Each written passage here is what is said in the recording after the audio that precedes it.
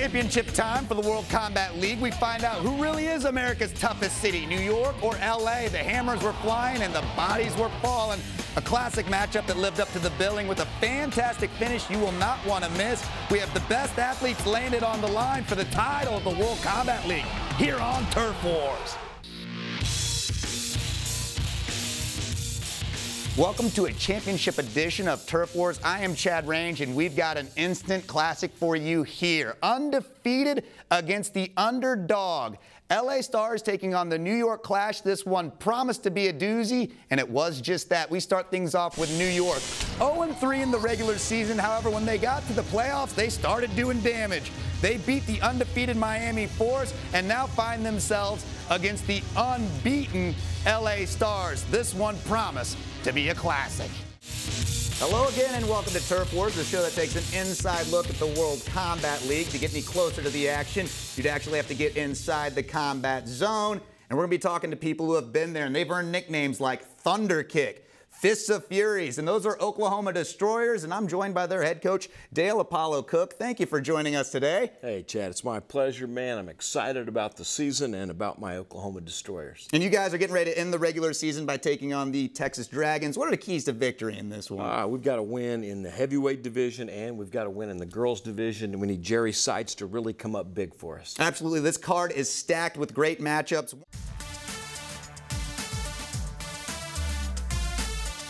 Welcome back to Turf Wars, and the WCL Championship has something for everyone. The underdog, New York Clash, number 4 seed, taking on the undefeated LA Stars, who are the number 1 seed. Should be a fantastic fight, and we start off with the 164ers. Leo Valdivia taking on Jason Borelli. Mike Conroy likes this matchup. Of course, Borelli undefeated in the league. Should be a fantastic go here.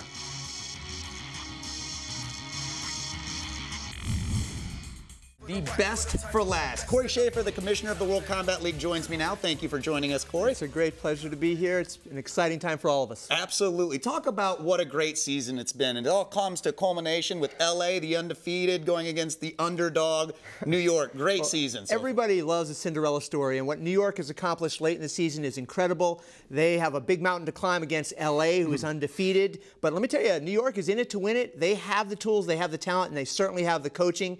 I can't wait. I'm just glad I have a great seat. Oh, yeah, lucky you. You'll be ringside, absolutely. And if you're talking about LA, you're probably talking about Raymond Daniels, aren't you? Well, I am, and this year's MVP. When you evaluate fighters, what you're looking at as Raymond Daniels, he's the best fighter on the best team. He's an undefeated fighter on a team that's been undefeated since he's been there. But realistically, in order to really take a look at how good Raymond is, you want to look at his effectiveness ratio. Now, that's a statistic we use which measure the number of points he scored against his collective opponents versus the number of points scored against him. His scoring is 5.17. Unbelievable. When you consider that no one else in the league, only one other person in the league is above a 3.0. That is kind of like an NBA athlete averaging 51.7 points a game, or a major league batter with a batting average of 517. It's just inconceivable. Unheard of, absolutely. And we want to talk about newcomers. You're going to talk about Uriah Hall. What a great season he's had. He's the only one who had the higher point rating behind Raymond, right? Well, yeah, he was the only one above 3.0. Raymond was 5.17. Uriah made huge contributions to his team's success. 3.09 effectiveness ratio. He had 3 big knockouts in 7 times fighting. And I tell you, he did real well in the Eastern Conference, 3rd in scoring. Would have been even higher, but his backup, Carlos Brooks, did a super job and got 3 opportunities to fight as well. Uriah Hall, a great rookie season, Rookie of the Year. Huge contributor to New Jersey's success. And this one may be the story of the year, but head coach of the year goes to Mike Conroy. Absolutely. Okay, that's a slam dunk. It's a no-brainer. We have a coach who started the year as assistant coach for New York. Derek Panza had to step down after the first contest, after a loss. The team got better and better through the year, but still couldn't get that victory. They saved it for the playoffs. Whereas the 4th seed, they had to fight the number 1 seed and undefeated Miami Force. They claim victory there, unheralded. They move on to claim the conference championships against New Jersey, and now they're in a position to fight LA for everything, for the league championships. And I tell you, Mike Conroy, He really is the best coach in a position to understand how to beat LA's talent, and he has the talent and the knockout power to make it happen. And we will see some knockouts, I'd imagine, in that championship, and we're going to see this week's best knockouts right now. Knockouts of the week.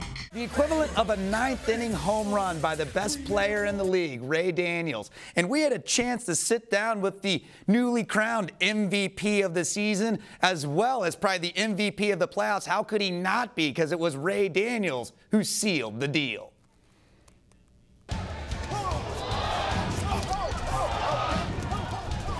Walk us through that fight, and obviously I want to know what your psyche was like going in there. Well, I felt like I had the weight of the world on my shoulders at that moment in time. Coach came up to me before I went out and said, "Hey, Raymond, if we want to win this, we need you to knock this man out." I said, "Coach, don't worry about it. I got this." I went out there, and it speaks for itself what happened. I think Brandon's a great fighter.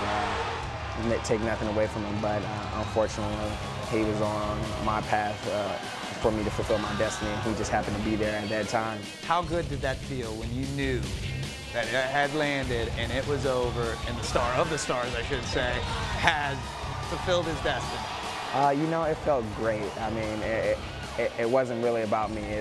That's what my team puts that on my shoulders, you know. That's the thing about faith and belief in your team is even when times seem hard, you got to keep your faith in your teammates and know that it's meant for us to come back, and we like to keep it interesting for the fans also. You were never worried, huh? Nah, never. I wasn't never sweating in it. It is a team sport, and no one did more for their team than Tara Van Dusen. She went up against Jennifer Santiago and really set Raymond Daniels up for what you just saw there. The really amazing thing about this is Tara only had 30 days to prepare for the championship.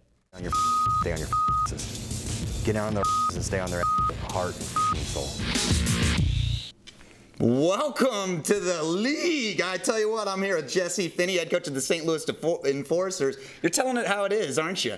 Well, that's what they bring me on here to do, is tell it how it is. And I mean, everybody knows on my team that's what I want. Get your butt off the floor. Absolutely. This is Turf Wars. We're going to tell you how it is in the World Combat League. We're going to be highlighting the regular season action between Oklahoma and Texas. We're going to talk about last year's MVP's road to redemption. And we're going to be talking about your regular season fight against the New York Clash as they get ready to hopefully put a win in the win column. They haven't won in 2 years. Are you at all worried about that team? New York is probably the most underrated team in this league. They've got one of the best girls in Jennifer Santiago. They've got a great concept with Mike Conroy coming back in, great team unity. They're a big team, and people don't realize that right now. And we'll start with the big guys, starting with a new guy to the league, Rath White taking on Terry Bowman. Rath White, 6'5", weighs 235. Terry Bowman says, "Welcome to the league, Rath." Comes out and gets a left right on him. And if anyone questions the power and authenticity of the league, let Terry Bowman remove all that from you. Good power, no doubt in this one. 15-0, Bowman wins it. There's no man hugging in this league, only knockouts, and we saved the best for last. It was a fantastic season. It could not have been scripted any better. LA Stars are your 2008 World Combat League champions. I'm Chad Range. For all of us associated with the World Combat League, I'm saying, see you next year. Let the Turf Wars begin.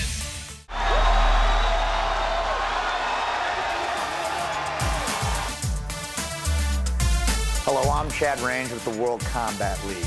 And the WCL was designed to maximize knockouts. This past season, we had an over 30% knockout rate, 55-plus knockouts for the season. And we've narrowed it down to the top 30. We start things off with St. Louis's Fernando Calleros taking on New Jersey's Corey Miller. This was the first fight of the evening, and these two fighters started it off with a bang. Number 30.